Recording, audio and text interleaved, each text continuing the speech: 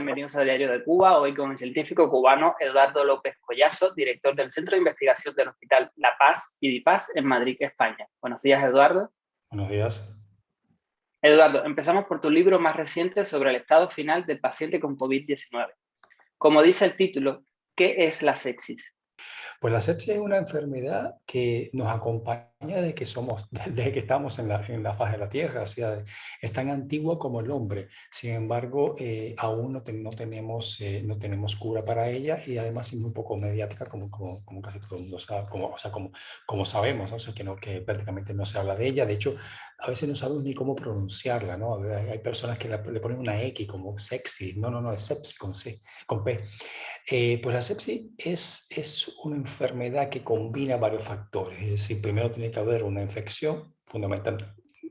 La mayoría de las veces, de origen bacteriano, pero también puede ser viral, como es el caso de la COVID-19, que desemboca en un problema inmunológico, es decir, o sea, el sistema inmunológico, entendemos por sistema inmunológico nuestras defensas, nuestros antidisturbios, nuestros policías, ¿no? Entonces, que a la presencia de esa bacteria, de ese agente infeccioso, muchas veces desencadena una respuesta desproporcionada en un primer momento que causa una gran cantidad de muertes por sepsis, pero también después puede hacer que el cuerpo caiga en lo que llamamos un estado de cansancio, de exhaustión, o sea, de que no se defiende, de que deja de defenderse, ¿no? Y en ese momento puede entrar cualquier otro tipo de infección, por muy sencilla y muy benigna que sea, y puede también crear grandes problemas y, bueno, comprometer la vida del paciente. Es decir, es una enfermedad en tres estados. Primero, una infección, luego una sobrereacción del sistema inmunológico,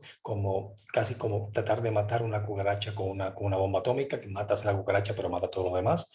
Y después también puede ser la caída en un estado de cansancio total donde el cuerpo no se defiende frente a nada. O sea, los tres momentos pueden causar la muerte y por eso es una de las principales causas de muerte de la humanidad en su conjunto, y no entiende de países desarrollados, países menos desarrollados o muy pobres. O sea, en los países desarrollados la sepsis, según las estadísticas, que es donde más estadísticas tenemos sobre la mortalidad que tiene esta enfermedad, es mayor que algunos cánceres juntos, muchos tipos de cánceres juntos, y el infarto de miocardio. Pero ¿qué pasa? Que prácticamente nadie habla de ella porque primero el paciente muere muy rápidamente, o sea, no hay oportunidad de que salga por la tele un famoso diciendo tengo sepsis y me voy a morir en un tiempo determinado, como pasa con algunas otras enfermedades. Y por otra parte también el estado final, siempre se reporta el estado final, un fallo multiorgánico, le falló un hígado, le falló los riñones, entonces se reporta como murió por un fallo de un órgano, y sin embargo no se dice, se evita, o frecuentemente por desconocimiento se evita decir que se murió de sepsis. Por tanto, no está en el argot popular la muerte por sepsis cuando es una de las patologías que más mata. De hecho, yo lo digo en mi libro, que es que empieza, el primer reporte en literatura que hay de la sepsis lo hizo Homero en la Ilíada, ¿no? En un poema, en uno de los versos, ¿no? Y sí, bueno, juego un poco con el hecho de que quizás no sabemos mucho de sepsis porque no leemos poesía. Entonces las sepsis se recuperan solamente cuando suceden pandemias o este tipo de enfermedades que se conoce un poco. O sea, estoy intentando dar una interpretación para el que no conoce mucho de ciencia. Si no se conoce la sepsis tanto, ¿por qué salió ahora a relucir tanto con el COVID? Porque justamente los pacientes con COVID-19 mueren de sepsis, es decir, primero el virus crea un caos en el sistema inmunológico, en el sistema de defensa, elevando muchísimo las defensas e incluso puede matar a la persona en ese momento, y después los deja exhaustos, es decir, los deja cansados y no se defiende contra cualquier agente patógeno que pueda colonizarlo. Y, o sea, realmente mueren de sepsis, mueren de sepsis. Entonces, bueno, ha florecido un poco el término, y ya los medios empiezan a hablar un poco más de ello, pero de cualquier manera, claro, las personas en el público en general siempre va a parecer murió de la COVID, ¿no? Y uno realmente sí, murió de una sepsis provocada por la COVID, ¿no? Entonces ese es mi objetivo con el libro, de que se aprenda un poco más sobre lo que es la sepsis, que incluso es el estado final de algo que nos ha pasado ahora a todo el mundo, que es la pandemia por la COVID-19, ¿no? Es el tercer libro de una trilogía que yo he escrito. El primero fue ¿Qué es el cáncer? Que fue, el segundo fue ¿Qué es el VIH? Y el tercero es ¿Qué es la sepsis? En realidad, el primer libro que quería escribir era ¿Qué es la sepsis? Porque es uno de los temas de investigación mío que más me intriga, ¿no? Pero sabía que empezar por ¿Qué es la sepsis? No iba a ser demasiado popular y por tanto no se iba a leer tantísimo. Entonces empecé por algo un poco más impactante, a lo cual también me dedico, que es la investigación del cáncer, después del VIH también, que es algo muy interesante y además muy conocido. Y ya termino con qué es la sepsis, y quizás los seguidores de la trilogía llegan digamos, por costumbre, por leer, por seguir la inercia de leer los libros de la trilogía, a leer qué es la sepsis, que era probablemente mi mayor interés. Ya que hablas de la trilogía, justo tenía esa pregunta guardada para luego, pero la saco ahora. ¿Cuándo llegará la cura para estas enfermedades que estás nombrando, el VIH, el cáncer? O sea, ¿lo veremos? Mira, yo cuando escribí es el cáncer, tuvo un gran impacto mediático y muchas veces las preguntas que me hacían, o sea, muchas de las entrevistas que me hicieron, la pregunta final era, ¿cuándo veremos la cura del cáncer? Cuando hablamos, por ejemplo, del cáncer, estamos hablando de más de 200 enfermedades que tienen un nombre, pero el mismo nombre, pero diferentes apellidos. Es decir, es curar más de 200 enfermedades, lo cual se complica un poco más la cosa, ¿no? Y pero decía que probablemente si yo escribiera en 10 años o algo así otro libro que se llama ¿Qué es el cáncer? Probablemente sería un libro de historia, porque siempre he pensado que según cómo va la marcha de la historia científica, o sea, la ciencia el avance de la ciencia en este campo, pues probablemente en 10 años tengamos ya una cura o una cronicidad, o sea, o no sean tan mortales como lo son ahora, ¿no? Y siempre dejé un poco, se hacía la salvación, la salvedad de que si no ocurre una debacle, y es que la debacle ha ocurrido, que se llama COVID-19. Es decir, con la COVID-19 se han detenido muchísimas investigaciones en otros campos, incluido el cáncer. Por tanto, ahora mismo no me atrevo a decir que podamos ver nuestra generación, vayamos a ver la cura del cáncer, aunque probablemente sí. En cuanto al VIH, el VIH se ha cronificado, es decir, el VIH es una enfermedad que ya no mata como mataba en los años 80 y los 90, ¿no? Afortunadamente, no afortunadamente, debido a la ciencia, se tienen tratamientos muy eficaces para hacer la enfermedad crónica, no curarla, pero sí crónica. Y ahora se están haciendo algunos otros ensayos más importantes en cuanto a una vacuna, pero todavía no se puede no se puede hablar de ello del todo. Es decir, y bueno, la COVID-19, pues estamos teniendo excelentes vacunas que, bueno, que están funcionando, probablemente se pueda eliminar en algún momento. ¿Cuándo se va a eliminar? ¿Cómo se van a eliminar estas enfermedades? Cuando como sociedad, como humanidad, decidamos invertir en ciencia. El gran ejemplo lo hemos tenido con la COVID-19. Todo el mundo quiso tener una vacuna. Todos los países quisieron tener una vacuna.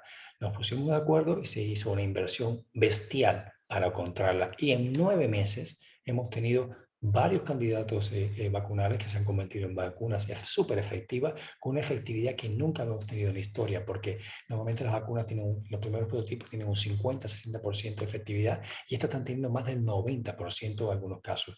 Por tanto, ¿qué es lo que falta? Dinero, infraestructura, talento, ganas, vocación para curar estas enfermedades se tienen. Lo que nos falta es dinero y ganas de que realmente nos pongamos a ello.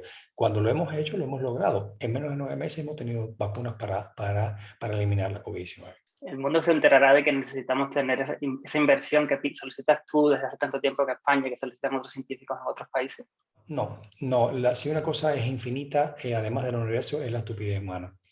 Y nos hace pensar en lo urgente y se nos olvida de lo importante. Lo urgente, en algunos casos, solamente como decíamos en Cuba, como decíamos en Cuba, hace mucho tiempo ya estoy fuera de Cuba, solamente nos acordamos Santa Bárbara cuando truena, ¿no? Tronó con el COVID, con la COVID-19 y todo el mundo se puso de acuerdo, pero ya nos estamos escapando de la COVID-19. Ojalá hayamos aprendido la lección de que poniendo mucho dinero en ciencia vamos a poder paliar muchísimo de nuestros problemas, que vendrán otros, pero tendremos que hacer lo mismo, ¿no? Pero la experiencia me dice que no, que salvo que haya un interés extremadamente personal en un problema determinado, no se hace. Y somos estúpidos por general. que la humanidad es extremadamente estúpida en ese sentido porque muchas veces lo hemos demostrado. Si ponemos inversión en ciencia, a lograr cosas increíbles. Sin embargo, no lo hacemos. Vamos a aterrizar ahora en la situación con el COVID en Cuba.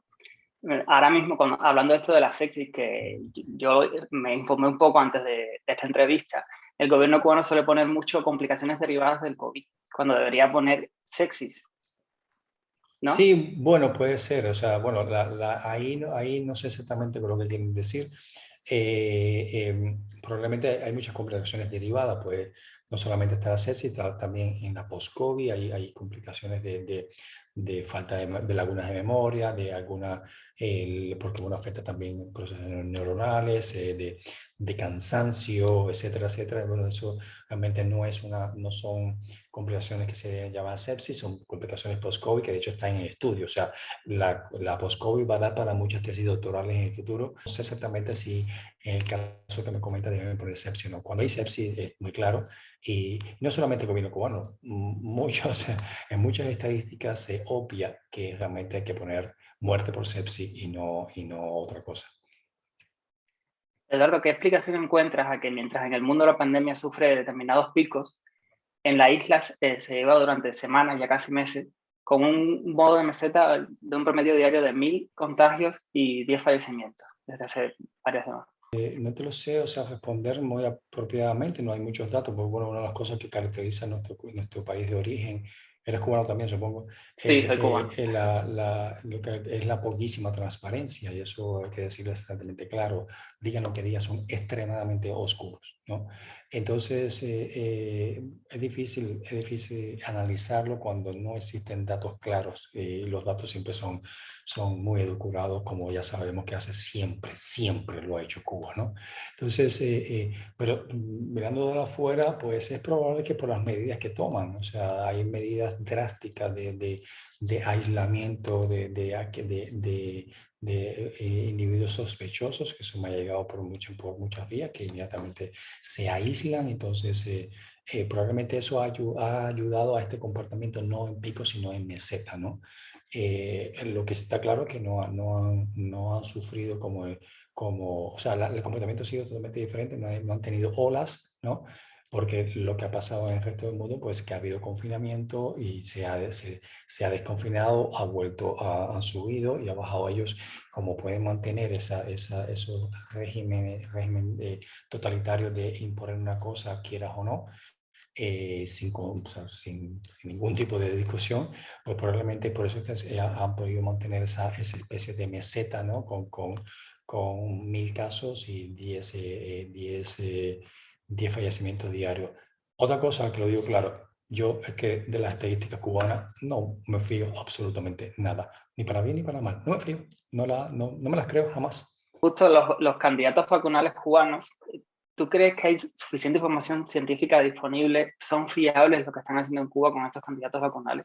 Que justo esta semana empezaron a hacer investigaciones con niños. Gabriel se llama el primer niño que empezaron a investigar en Cuba y ya la están aplicando como si fuera una vacuna cuando son candidatos. Sí, en eso, de hecho, eso me ha traído ciertos problemas, entre comillas, porque a mí realmente no me afecta nada lo que digan allí. Y porque he comentado alguna vez, he respondido preguntas parecidas alguna vez y bueno, se ha tomado con mucha vehemencia desde Cuba y de hecho me han tildado de científico, entre comillas, han puesto imágenes mías, no voz, porque evidentemente si ponían voz no podían, tendría que ser demasiada manipulación para decir lo que decían que yo decía, ¿no? En programas así, estos super vistos de mesas redondas y cosas así que hacen en Cuba. Pero vuelvo y y te lo voy a responder de la misma manera. Es decir, la forma en que se hacen los ensayos clínicos en el mundo está muy clara, ¿no? O sea, hay una primera fase, una segunda fase, una tercera fase. Bueno, los aprueba por organismos pertinentes, etcétera, etcétera, pasando por los comités de ética. Es muy probable y es entendible que las urgencias hagan que estos procesos se puedan acelerar y se han acelerado muchas veces en la historia y que la fase 3 se convierta prácticamente en una fase 4 masiva de vacunación masiva. Pero eso hay que tenerlo claro, que no podemos llamarle fase 3, simplemente es una fase una vacunación masiva. Ahora, incluso hay mucha confusión y hay mucha confusión en la población porque hay gente que dice estoy vacunado y están vacunando, supuestamente están haciendo una fase 3 con, o sea, con unos requerimientos especiales, con unas, o sea, todo como muy enreversado para disimular lo que realmente están haciendo. Están probando la vacuna de manera masiva y diciendo que es una fase 3 que es necesario porque la urgencia nacional lo necesita y sus comités de ética lo han aprobado, perfecto. Pero que no lo vendan al mundo como que es una fase 3 porque claro, eso tendrán problemas, supongo, después si quieren comercializar la vacuna, ¿no? Eso, pero eso es un problema interno de Cuba que lo resolverán como puedan.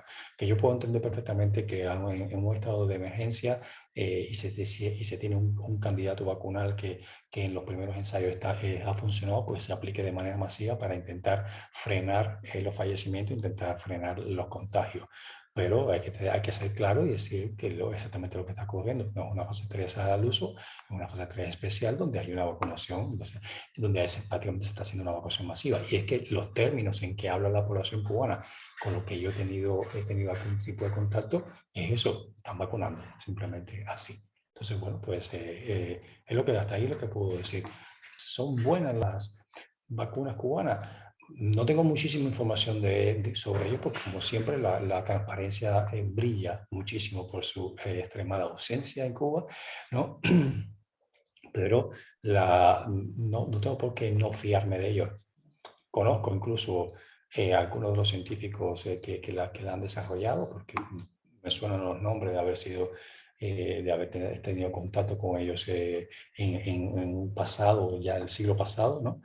Y me fío que pueden ser perfectamente buenos y además en los preprints que han hecho, que son escasos, eh, la, la, la, la estrategia es una estrategia clásica que, que no tiene por qué no funcionar, o sea, que probablemente funcione, que probablemente tampoco llegue a los niveles de efectividad que están llegando las vacunas ahora más modernas, ¿no? Las de, por ejemplo, de Pfizer, las de Moderna, que llegan a unos niveles casi increíbles, ¿no? Pero no tiene por qué no funcionar. Ahora, de que hay poquísimos datos sobre ello, sí, hay poquísimos datos sobre ello, que diga lo contrario está mintiendo. O sea, que desconfío de esas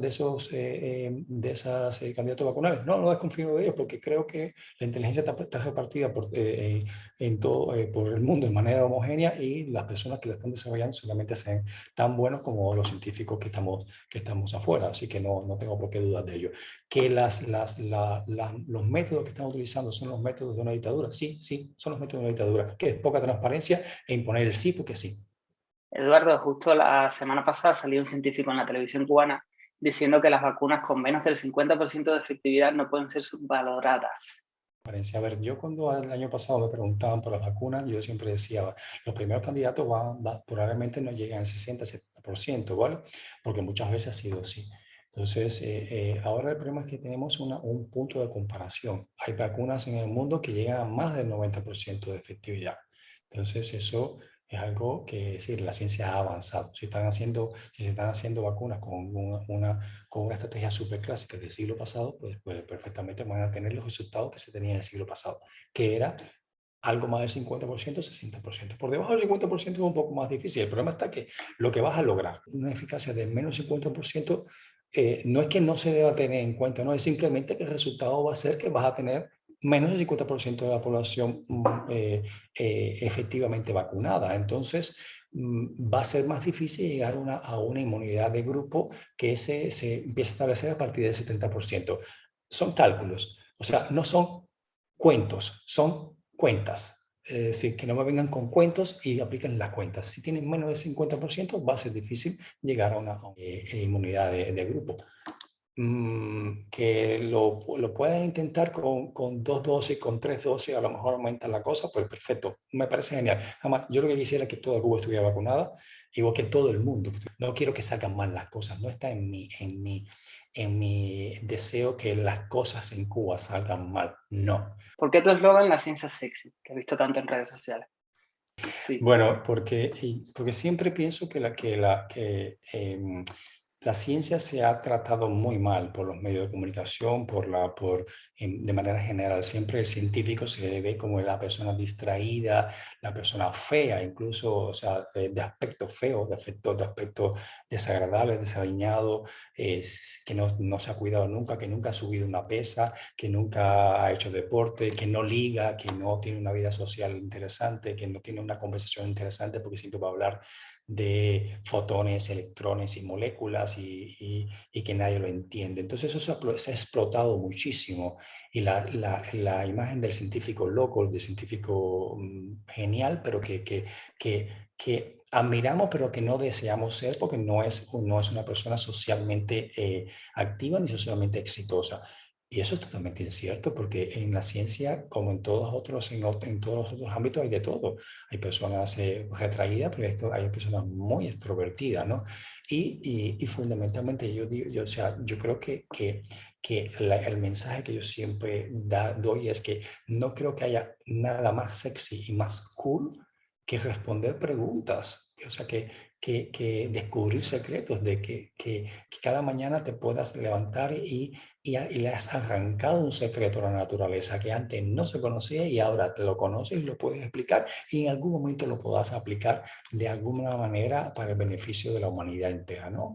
Entonces, o sea, me parece extremadamente sexy eso, ¿no? Y por eso sí siempre lo usé, lo he usado como el hashtag de sexy science o ciencia sexy y que hay profundamente para impactar en la que las personas jóvenes que tienen cierta vocación por responder preguntas, que no se crean que los científicos somos seres outsiders, que los hay, pero los hay en cualquier otro campo, ¿no? Somos personas que vamos al gimnasio, que nos rompemos el menisco yendo al gimnasio, porque ahora mismo tengo roto el menisco por haber ido, por hacer tanto ejercicio, o sea, que tenemos, que podemos tener una apariencia agradable, que podemos ligar, que podemos hacer de todo, ¿no? Y además somos científicos, o sea, además tenemos esa cosa interesante de que podemos hablar de otras muchas cosas que una gran parte de la sociedad no habla porque no ha estudiado, ¿no? Y tenemos otros muchos intereses artísticos, o sea, sociales, deportivos, etcétera. O sea, y por eso siempre he dicho que la ciencia es sexy. He buscado siempre la imagen de mi laboratorio de que sí somos sexy, no solamente por lo físico, sino lo físico no es extremadamente importante en ese sentido, sino por lo que hacemos y nuestra actitud ante la vida, que hacemos cosas sexys y cosas cool. Justo quisiera que me hablaras un poco más de tu faceta de baletómano. O sea, ese encanto que tienes tú por el ballet, que te hace escribir todo en una revista británica. ¿No puedes comentar más al respecto?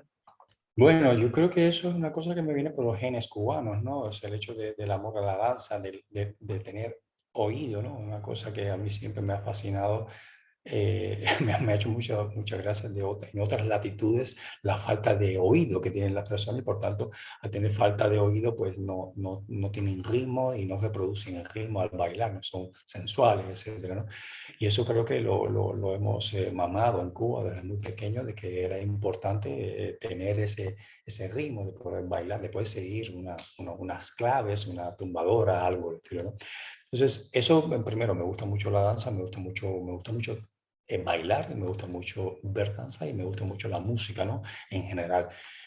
Ya después, o sea, pues como siempre digo, yo aproveché al máximo las oportunidades de ver cosas en Cuba y las cosas buenas que tenía aquella isla, y una de las cosas buenas que tenía aquella isla era el ballet. El ballet, bueno, todavía lo sigue teniendo. Una cosa muy curiosa, porque yo soy de un pueblo muy pequeñito que se llama Jovellanos, donde no había ballet, evidentemente, ni había oportunidades de ir al ballet. Y de hecho, yo creo que dedicarse al ballet en aquel momento era de homosexuales, ¿no? O sea, una cosa tan imbécil como ese machismo y o sea, esa fobia que hay al diferente en muchas partes del mundo, incluida Cuba, ¿no? Y más en aquel momento. Pero bueno, a mí siempre me fascinó y había muchos programas de televisión donde te lo mostraba y una vez que ya me fui a La Habana a estudiar, pues empecé a frecuentar el ballet, me encantaba la danza, esa forma de expresar en el movimiento, de hacer mostrar fácil lo que realmente es extremadamente difícil, ¿no? Y esa también es mi vocación por divulgar, demostrar fácil lo que parece, lo que realmente es difícil de lograr, ¿no? Y eso lo tiene mucho la danza, fundamentalmente la danza clásica, y aprendí muchísimo, aprendí de los mejores, aprendí viendo, escuchando, discutiendo, o sea, cada fines de semana íbamos a ver por última vez bailar a Alicia Alonso, que nunca era la última vez. Entonces, bueno, eso me hizo aprender muchísimo de ballet. Estudié mucho sobre lo que de todas las escuelas, etcétera, etcétera. Y eso me formó bastante para poder tener un criterio y poder, en un momento determinado que a mí me gusta escribir, pues empecé a escribir para mí mismo críticas o reseñas de lo que veía, ¿no? Se le empecé a enseñar a algunos amigos y me decía, pero esto es muy bueno, ¿no? Y bueno, hasta que me decidí, primero estuve trabajando por una revista española que se llama Ocio por Ocio, donde era el crítico de danza y también de cine, y luego ya me fichó una revista inglesa, Bash Track, y hoy por hoy soy el crítico de ballet del periódico español El Español, donde, bueno, es gracioso, para el español sí me conocían, pero por ejemplo, en Bash Track no sabían que yo era además físico nuclear y monólogo, etcétera, etcétera. Pensaban que simplemente me dedicaba a la crítica de danza hasta que una vez que me conocieron, no, no, no, esto para mí es un hobby, entre comillas, no es un hobby porque realmente me lo tomo muy en serio. Bueno, esa es la historia. Y lo que te quería comentar es que, por supuesto, cada vez que viene el Ballet Nacional de Cuba a España, yo voy a verlo, como voy a ver todos los ballets que pasan por Madrid, o sea de donde sea, pero bueno, con especial relevancia porque yo nací en ese lugar y el Ballet Nacional de Cuba me ha parecido una gran institución, con muy cuidado, a pesar de los problemas económicos que siempre han tenido, ¿no? Y, y de hecho, he hecho, por supuesto, cada vez que vienen, pues escribo sobre ellos, ¿no? Y es muy curioso que en algunas he visto después programas que me han mandado desde Cuba, programas de ballet que reparten en las funciones en el teatro, los teatros cubanos, donde ellos siempre ponen algunas reseñas pequeñitas de críticos internacionales. Hay varias reseñas mías alabando el buen hacer de algunas de sus representaciones, como pueden ser la más emblemática Giselle o Sonley de Lauro Cisne. Eh, mm, Sin embargo, después cuando hablo, simplemente hago una pequeña crítica basada en conocimientos científicos sobre algo que está haciendo, se me quieren matar. Cuando hay algo bueno, lo alabo porque realmente es bueno. Yo no tengo ningún problema en decir cuando hay cosas buenas y cuando hay cosas malas, también lo digo. Esa es la libertad que tenemos y que yo he comprado toda mi vida tener y a lo cual he tenido que renunciar a otras muchas cosas para tenerlas. Es decir, cuando tengo que hablar bien de algo que se hace en Cuba, pues lo digo sin ningún problema. ¿Y cuándo vas a escribir la novela de tu generación? Wow, eso es lo que quiero hacer ya.